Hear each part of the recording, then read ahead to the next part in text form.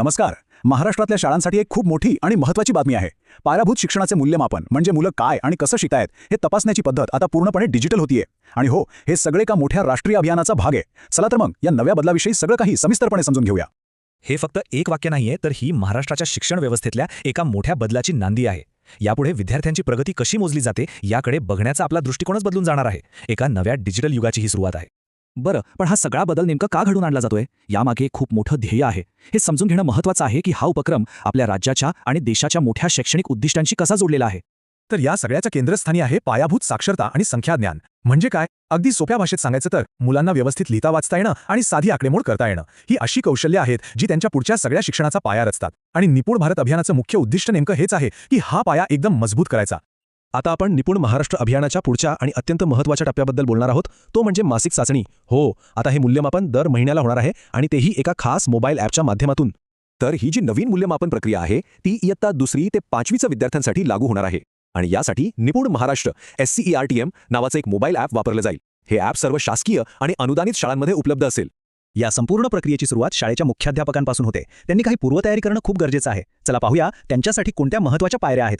मुख्याध्यापकांसाठी या 4 पायऱ्या फार महत्त्वाच्या आहेत. सगळ्यात पहिलं काम म्हणजे शालार्थ पोर्टलवरची शाळेची आणि स्वतःची माहिती एकदम अचूक आणि अपडेटेड आहे ना हे तपासणं. मग या सगळ्याला DDO म्हणजेच आहरण व संवितरण अधिकाऱ्यांची मान्यता घेणं आवश्यक आहे. शिक्षकांची माहिती सुद्धा अपडेट करून त्यालाही मान्यता घ्यावी लागेल. आणि हे सगळं झालं की मगच निपुण महाराष्ट्र ॲपमध्ये शिक्षकांना त्यांच्या वर्गावर नियुक्त करता येईल. ही पहिली आणि सगळ्यात महत्त्वाची पायरी आहे.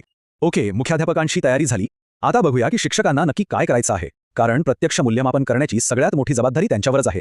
शिक्षकांसाठी ही प्रक्रिया तशी खूप सोपी आहे. शालार्थमध्ये जो मोबाईल नंबर रजिस्टर केलाय तोच वापरून ॲपमध्ये लॉग इन करायचं. पण एक गोष्ट इथे लक्षात ठेवणं खूप गरजेचं आहे, ती म्हणजे चाचणी घेताना विभागासाठी जी तारीख ठरवून दिली आहे तीच निवडणं बंधनकारक आहे. त्यानंतर ॲप जसं सांगेल त्याप्रमाणे आपल्या वर्गातील मुलांची चाचणी घ्यायची. कोणतीही नवीन गोष्ट यशस्वी करायची असेल तर वेळेचं नियोजन खूप महत्त्वाचं असतं, नाही का? म्हणूनच या संपूर्ण प्रक्रियेसाठी काही महत्त्वाच्या तारखा आणि डेडलाईन्स ठरवून दिल्या आहेत. चला त्यावर एक नजर टाकूया, म्हणजे कोणाचाही गोंधळ उडणार नाही. तर हे आहे डिसेंबर महिन्याचं वेळापत्रक. बघा, 10 ते 14 डिसेंबर ही मुदत मुख्याध्यापकांना त्यांचं प्रशासकीय काम पूर्ण करण्यासाठी दिली आहे. आणि त्यानंतर वेगवेगळ्या शैक्षणिक विभागांसाठी चाचणी घेण्यासाठी वेगवेगळे आठवडे ठरवून दिले आहेत. ही प्रक्रिया फक्त एकदाच करून थांबणार नाहीये, तर ती नियमितपणे होणार आहे. इथे 2026च्या सुरुवातीच्या काही महिन्यांचं वेळापत्रक दिलं आहे. यावरून एक अंदाज येईल की शाळांना आता त्यांच्या नियमित कामामध्ये या मासिक चाचण्यांचं नियोजन कसं करायचं आहे. ठीक आहे, प्रक्रिया समजली, वेळापत्रकही कळालं. पण या सगळ्याचा नेमका फायदा काय? या नवीन डिजिटल सिस्टीममधून आपल्याला काय मिळणार आहे? या प्रणालीचे फायदे खरंच खूप जबरदस्त आहेत.